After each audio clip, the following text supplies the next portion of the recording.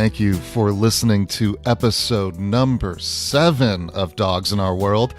While visiting Vashon Island, Washington to interview Temple Grandin for the last episode I did, I witnessed something spectacular when I was there. It was so impressive and fitting for this show, I had to grab my new microphone and share the experience with you.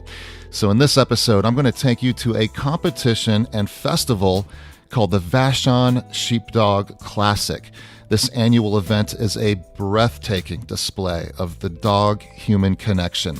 So in this special report of Dogs in Our World, we're going to learn about the fascinating world of sheepdog trials and the people and dogs involved with this sport. I'll tell you more in a second. Let's get into it.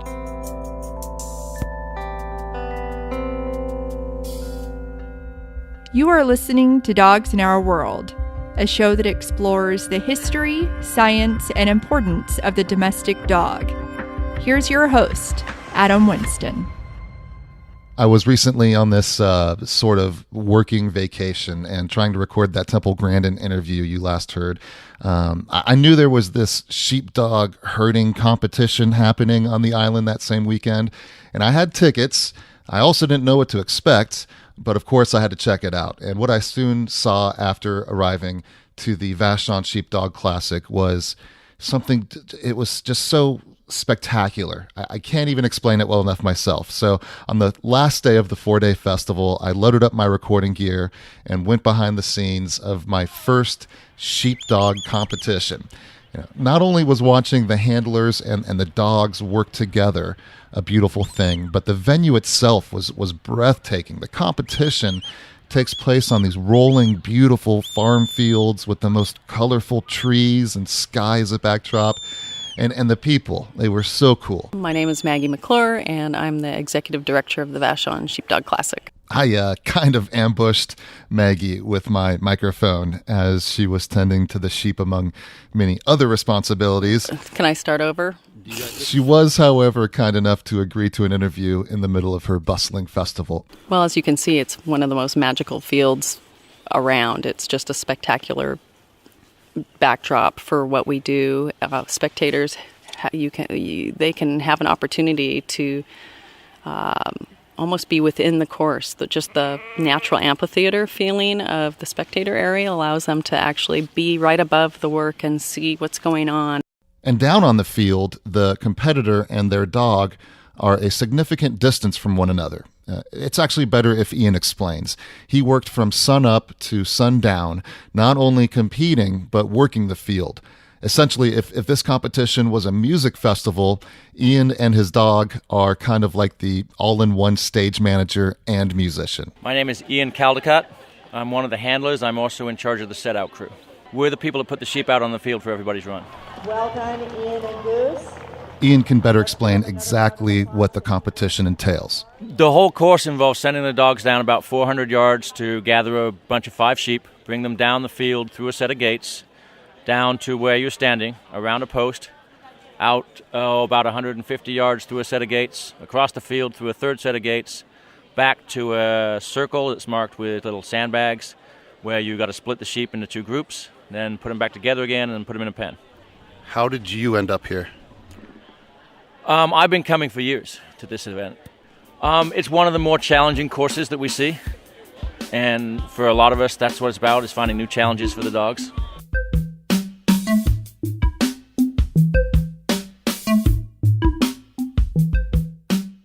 To help me get my history fix, Maggie Mcclure explained to me that she believes competitions like the Vashon Sheepdog Classic began all the way back in the 1870s on the Scottish-Welsh border. I did some extra research for this episode, and I'm learning about early dog trialing competitions that were also first held around the same time in New Zealand and Australia. Here's Maggie. Dog trial, and it was basically shepherds showcasing the work of their dog and the abilities of their dog. So, they get bragging rights and potentially breeding rights. If you see a dog that you think, wow, if I cross that talent with the talent that I have at home, maybe I will produce a dog that's going to be handy to me on my farm or ranch in the future. So the breeding isn't about how they look. It's about their work ethic. It's about the method in which they handle their livestock. It's about the temperament of the dog and how helpful it's going to be. So if you have a dog that's lacking in one department, well, then maybe you find a dog who can fill that gap and make a stronger dog. How did you get into this? Well, I had a border collie that I got from a friend who was very active in this sport. And I got that dog to be an agility dog. I was very deep into competing with my dogs in agility and wanted to take it up a notch and get a faster dog and this and that. And so I rescued this border collie from a friend, and he just really didn't do well with agility. So we tried, and then I thought, well, for bonding purposes, maybe we should go try this and experience some sheep and see if we can encourage our own relationship to be better for agility. But once I went out and gave it a try, I pretty much went from teaching agility 3 days a week and competing every weekend. I just dropped it and just moved on to doing this, and I got hooked and done. That was 23 years ago. During the timed trial, the competitors, they stand back near the judges' table, and they communicate to their dogs who are all the way out on the field by whistling. It was a spectacle watching these dogs run full speed, then turn on a dime as a new whistle traveled to their attentive ears from across the distance of 3 football fields. Here's me talking to Ian as his dog Goose keeps a watchful eye on both him and the field. Can you try to explain to me what these whistles, these calls are? Sure, the whistles are basically just variations of the voice commands that we use. It's that the whistle carries much further. So instead of us having to shout and scream for the dogs to hear us a long way off, the whistle carries better. And everybody has different whistles. I have 2 different sets because I work 2 dogs at the same time. So that was actually going to be my next question. Does everybody use the same kind of whistle, or people have their own unique personal ones between them and their dog? Yeah, there are kind of some fairly common sets, but basically it's a personal choice. Is this a bad time for you to do some of those whistles? Are they about to do? I see nobody on the field, so no. It's good. We can do it now. All right. Here we go. So I can give you some of Goose's. Explain them as you go, yeah. The most obvious one is to stop. And then for him to go forward. And then for him to go clockwise. And for him to go counterclockwise. I had no idea that you're actually using a device to make those whistles. I thought you guys were using your fingers. Sorry if we confused you, Goose. Come on back, Goose. Get this.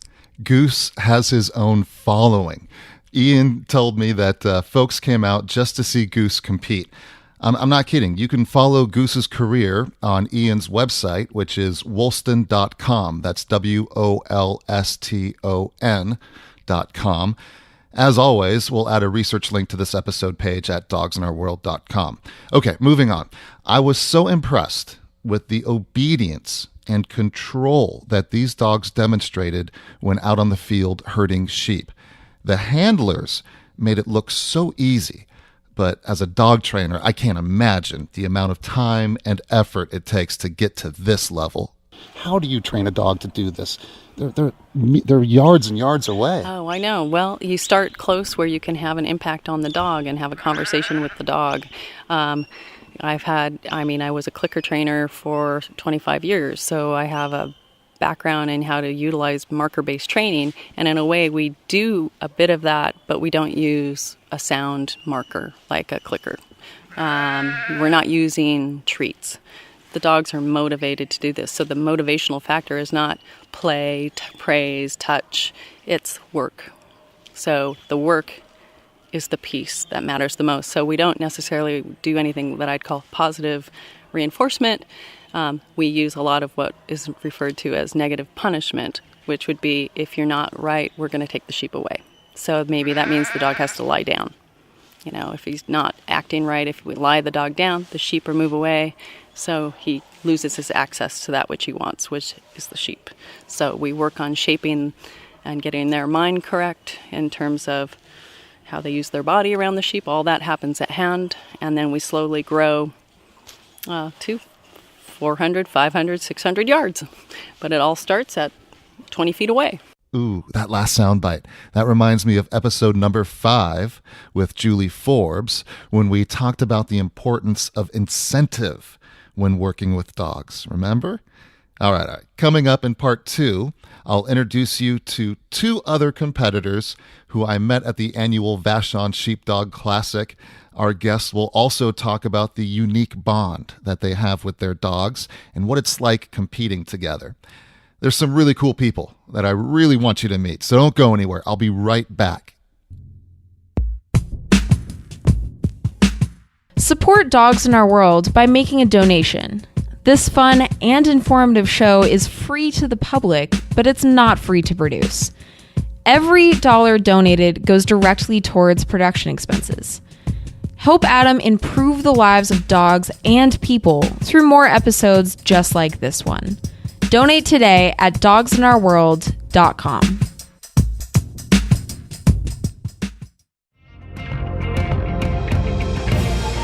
Show your support for Dogs in Our World by visiting the donation page at dogsinourworld.com. You can also support the show by leaving a rating or comment in iTunes, Google Play, Stitcher, and SoundCloud. We want to hear from you. Send us your comments and questions by using the contact page at dogsinourworld.com.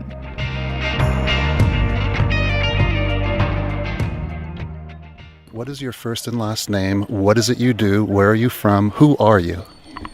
I'm Lori Chamberlain. I'm from Solana Beach, California, which is near San Diego. I'm retired. I used to work in a legal related job, and now I'm doing a lot of dog trialing. I'm Dick Wilson. I'm from Graham, Washington, and I'm retired. A former telecommunications executive. I do photography, and been in working with dogs for about 13 years in sheepdog trials. Everyone I met behind the scenes of the Vashon Sheepdog Classic were interesting. They were down to earth. They were just good-hearted folks, especially competitors Lori Chamberlain and Dick Wilson, who you just met. I could have spent all day hanging out with just those two. They both kind of fell into this mesmerizing world of sheepdog competitions. Somebody gave me a border collie, asked me if I wanted to work it, and I said no, I didn't have time. And then I took this puppy I lived near the coast, I took it to Dog Beach, and I got there with my 9-month-old dog, and she attempted to round up all the dogs at the beach. And then I thought, oh dear, I'm not sure I can have this dog and not give her what she's clearly bred to do, which is to work. And that was the hook. 35, 40 years. Walked in the veterinary, and the vet says, you know what you got here? And I said, I got a border collie. And he says, well, you're going to have to work that dog. You're going to be in trouble. You're going to have to work with sheep. I said, sheep? I'm a city guy. Growing up in the city. Now, why do I want to work with sheep? He's going to drive you nuts. 13 years later, here I am. Enjoy it immensely.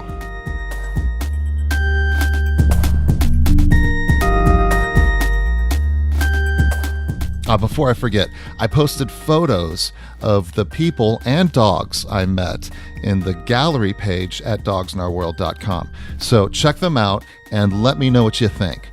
Also, thanks to John DeGrone for photographing my conversations with everyone in this episode. He was one of the official photographers of the festival and was kind enough to hook us up. Okay, back to Lori Chamberlain and Dick Wilson. Who is this down here? This is Hank. Hank is my 6-year-old open dog. So he's just coming into his prime.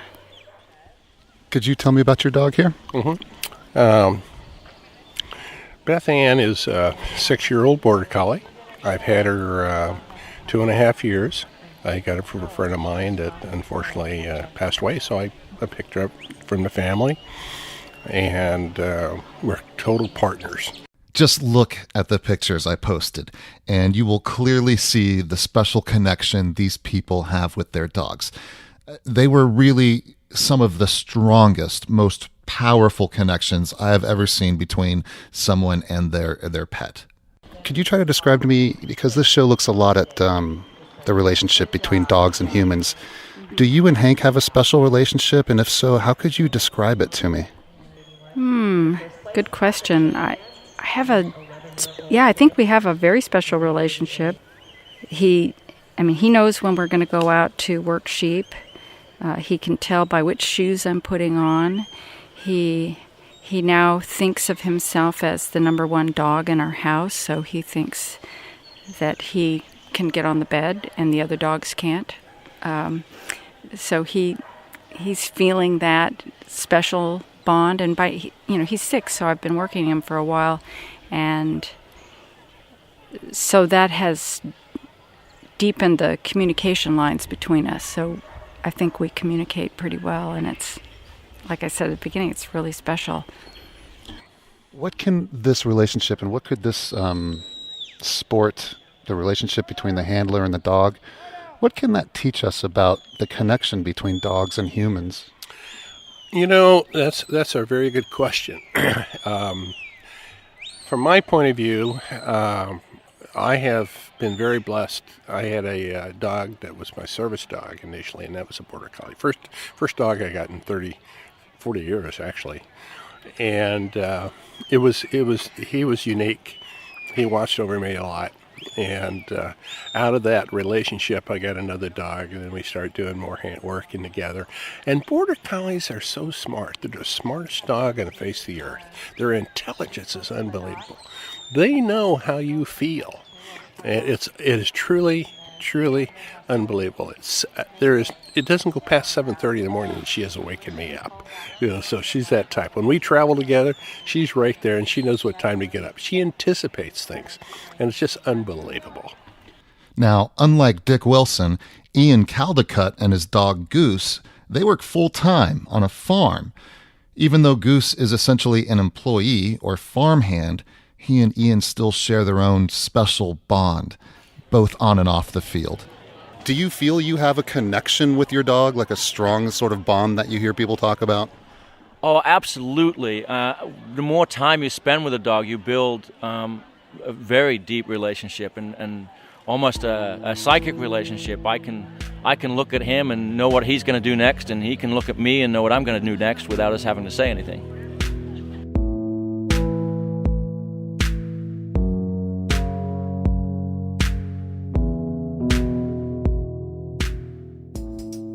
Maggie Mcclure, the festival's executive director who we first met, offered some great insight into her working relationship with dogs.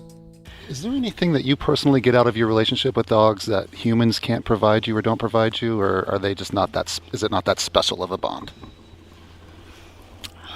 Well, I do spend, I would say, 90% of my time with animals and not people. So I do prefer the company of animals. Nothing against people. I just like them in smaller doses. I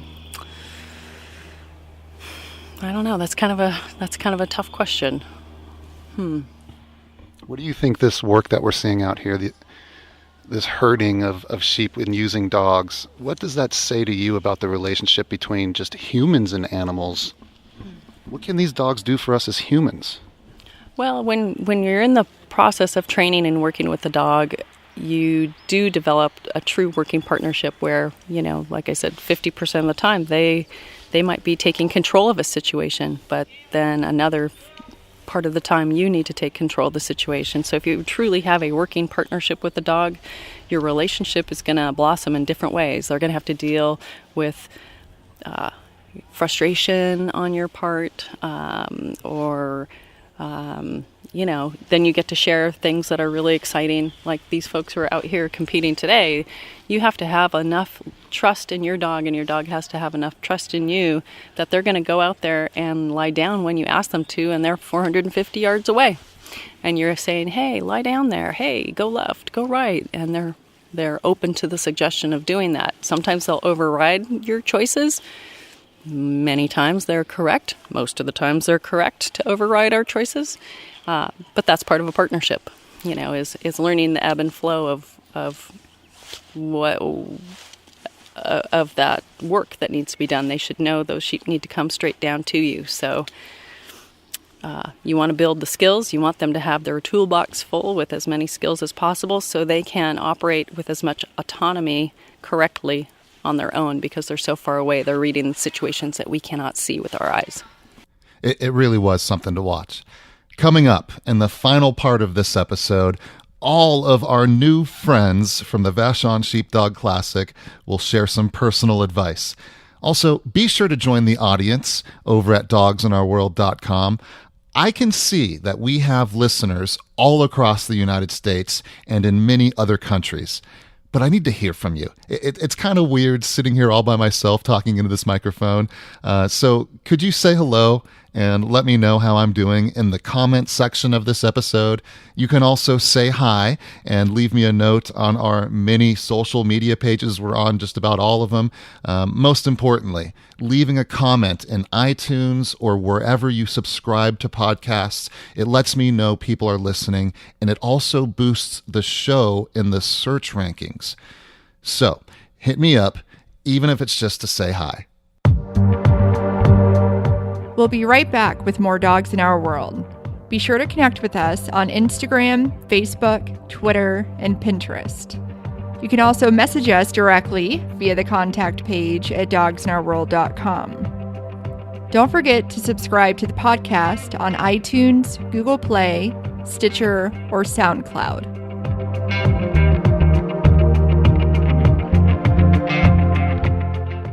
Welcome back. You know, everyone I met at the Vashon Sheepdog Classic taught me something new, and they inspired me even more to examine the relationship between humans and the dogs in our world. Here's Maggie Mcclure, encouraging all of you dog owners out there to maybe think about what your dog was initially bred for. Well, I think the importance is with working dogs, there's a compassionate element in which the dog and the sheep and the person, all three species, come together to participate in this dance that happens in this field. And if we can show people a little bit of what might happen on a farm and how unique and special that bond is, if they can have a glimpse into that, maybe that would inspire them to be more active and think about their dog in a different way. Maybe it's not doing this, but maybe they've got a dog that it's a Jack Russell, and the Jack Russells may really want to go to ground and go hunting for rodents or something, and how to think about what the needs of their dog is and how to help participate with what their dog would have been hardwired to do a long time ago, and how to maybe bring that back to the dog. Ian offered some of the best advice that I'd like to echo for anyone who's interested in pursuing any new path, whether it's with dogs or not. Find a good mentor. Find somebody that is doing what you want to be able to do and knows how to teach, and follow their lead. Anything else you want to share with the listeners? They should come out and watch a sheepdog trial. And that's how most of the people that get into this sport get hooked. They watch one, they see just the joy that the dogs have in their work, and they want to be a part of it. Lori Chamberlain did remind me that it's not as easy as these experienced competitors make it look. What advice do you have for people who want to get into this kind of sport? Do some research before you march into it. It really does take a lot of time. So it's not for the faint of heart. It's a lot of time, and not just to practice, but years of practicing as a handler to get knowledgeable enough to compete someplace like here. Dick Wilson, he figured out a way to give his dog Beth Ann what she needs while still living the city life. Instead of owning sheep, he drives out to a farm and rents them. I pay $20 a day, and we can go out there and work all day long. And just the idea, here I am, 75 going on 76, and I'm out in the field with her. And when I'm out in the field with her, everything else that you may have on your mind that may be concerning, you're going to have enough money or you keep on going for the next 4 or 5 years, things of that nature, goes away. because you're out there with a wonderful animal, and she's out there with you, and that's all that counts.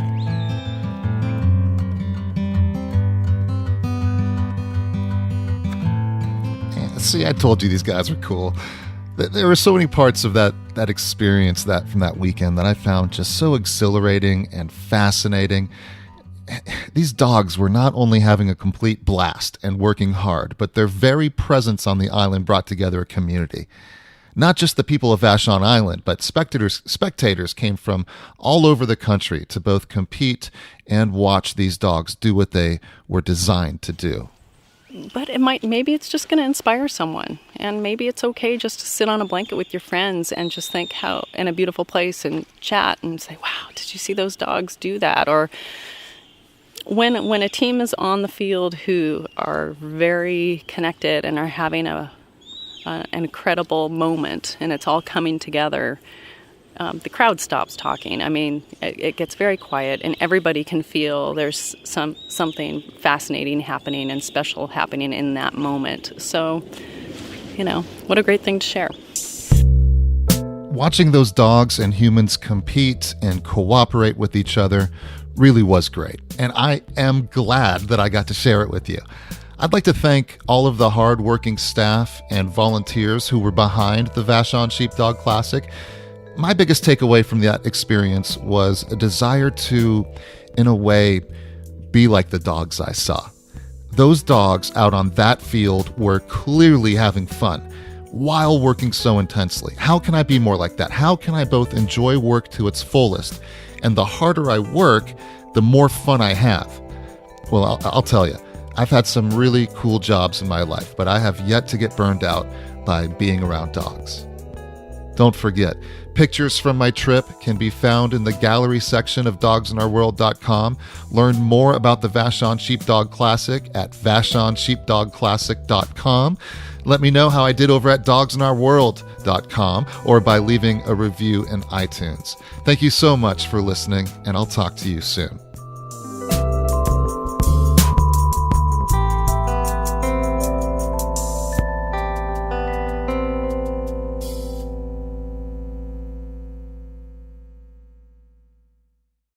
Hey, while I still have you here, I'd like to thank Shannon for her $50 donation to the project. I put that money towards the media hosting and web hosting monthly bills. I'd also like to thank a very special listener in Afghanistan who gifted me the new boom microphone that I used for this episode.